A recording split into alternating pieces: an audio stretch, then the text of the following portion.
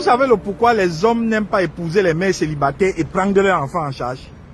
J'avais dit quoi? De nos jours, dans la plupart des cas, quand tu rencontres un homme et qui veut t'épouser, que tu es mère célibataire, dans la majorité des cas, il te conditionne de laisser tes enfants ailleurs et venir en mariage. Sinon, tu laisses. C'est pour ça qu'il y a beaucoup de mères célibataires qui refusent d'aller dans ces conditions en mariage et peuvent sacrifier leur avenir pour leurs enfants.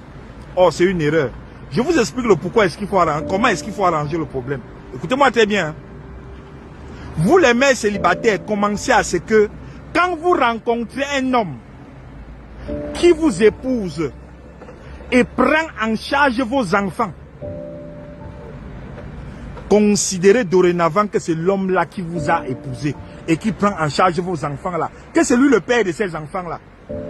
Si vous pouvez changer même l'acte de naissance de des enfants-là, vous mettez le nouveau nom de leur père-là. Parce que le véritable père de l'enfant n'est pas le villageois, le salopard irresponsable géniteur qui avait pissé dans tes fesses à donner l'enfant. Le véritable père de l'enfant est celui qui s'en occupe. Tu as compris avec quoi? Je répète.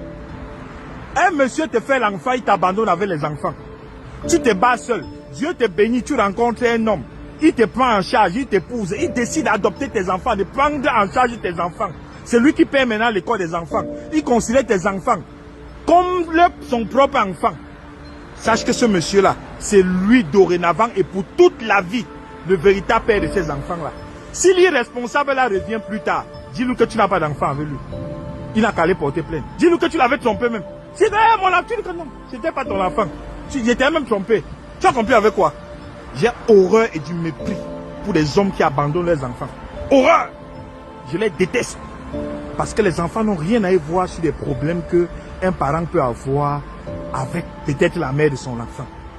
L'enfant n'a rien à voir. Peu importe les problèmes que tu as avec la mère de l'enfant, tu es obligé de t'occuper de ton enfant. Et si tu ne t'occupes pas de l'enfant, et qu'un jour, un autre monsieur vient qui s'occupe de l'enfant, les pleurs, sache que c'est un peu ton enfant. Voilà.